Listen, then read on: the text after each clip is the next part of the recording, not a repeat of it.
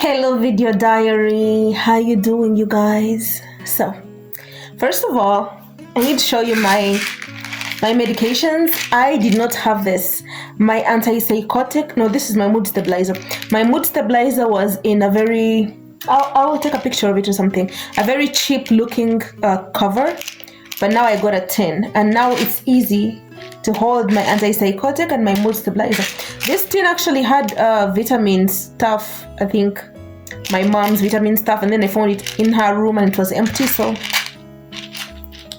I look fancy. It's not the prettiest, but it gets the job done. Also, of course, I've been sad in the past few days. I've been very sad, and I've cried a lot. I'm telling you, I even tried recording a video diary and I could not get myself to post it because it was too many tears. I cried way too many tears, but I can assure you, I made up my mind. I needed to cry and now I feel better. I feel so much better, but when it comes to my mental health is very, very good. Very nice. People keep asking me, how did you quit alcohol? Like they need tips from me, and that was good and whatever. I did give tips, but moment of truth. Okay, this is going to be a moment of truth when it comes to alcohol.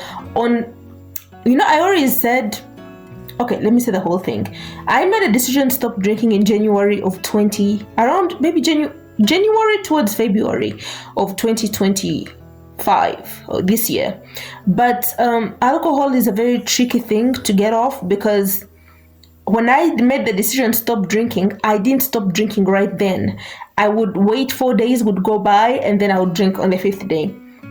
3 days would go by, I would drink on the 4th day. So that was kind of the interval. And then on I was already saying 27th of July was so important. It's because that was the day I completely quit.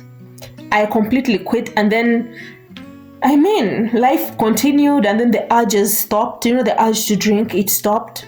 But moment of truth, and I'm not even mad at this, it's crazy, I'm not pissed off. On 7th of October, I was in so much pain.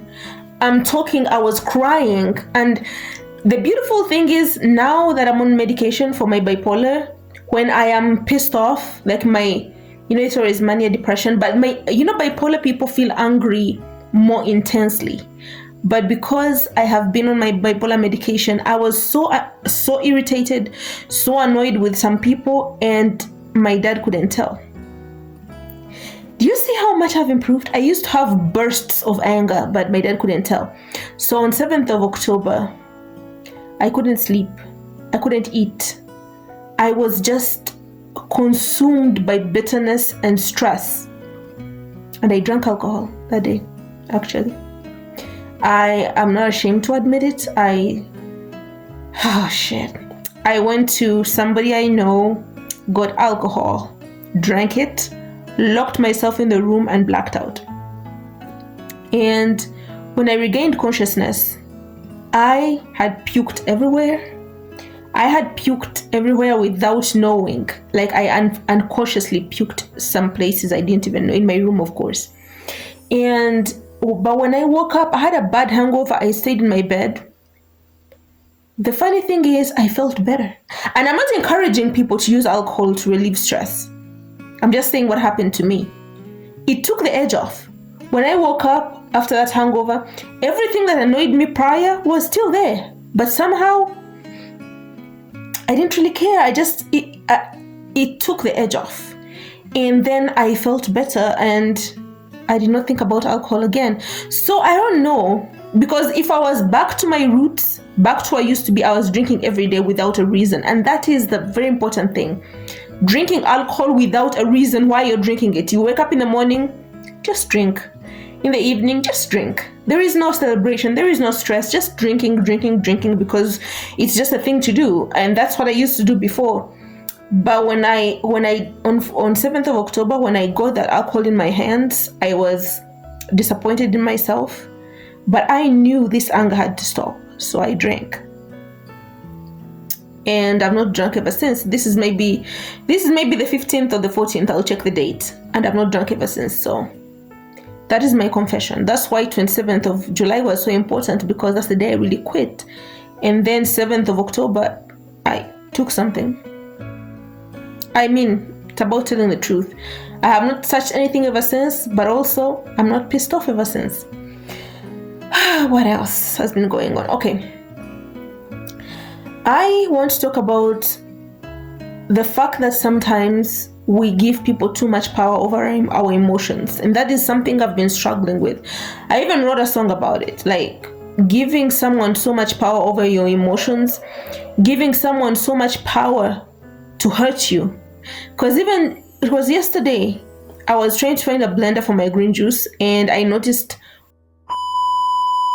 hid the blender from me because I was enjoying it too much. Like, I have a very toxic, it's crazy. If I find peace in something, it's taken away, because that just doesn't like me, so whatever the fuck. So the blender was taken away. I was like, okay. You know when I said, I don't know if it's in a video diary, I said you can push me to a wall and I will find peace in that wall. And I said to myself, I noticed it, and I said to myself, there is no way I'm giving these people an opportunity to get my reaction. I didn't say anything. I won't even say anything. In the green juice situation, honestly, I need to find a way to revamp it, because I'm slacking. But also I've lost a bit of weight. You can't tell because I'm so close to the camera, like I look so big, but I've lost a bit of weight.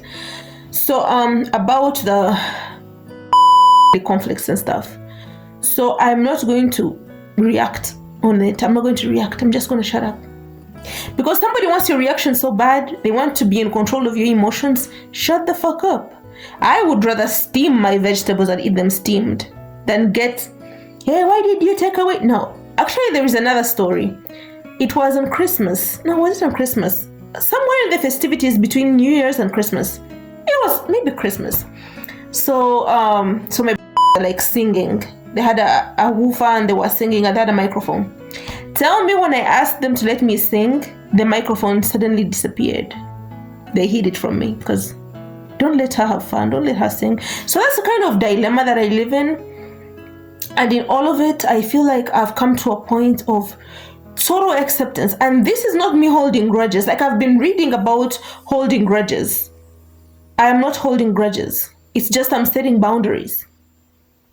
Because holding grudges is like you step pissed off about the issue. No, I have let it go, created funerals in my head, and I've let go. I am not holding grudges. I'm just simply setting boundaries where if I know that this is who you are, I don't expect you to change, you're not going to change. So I just be like, okay, how can I coexist with this person?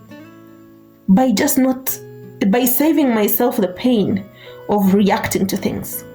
Saving myself the pain of expecting things. You know, when you expect something, it can drive you crazy. Oh, I expect this. No expectations here.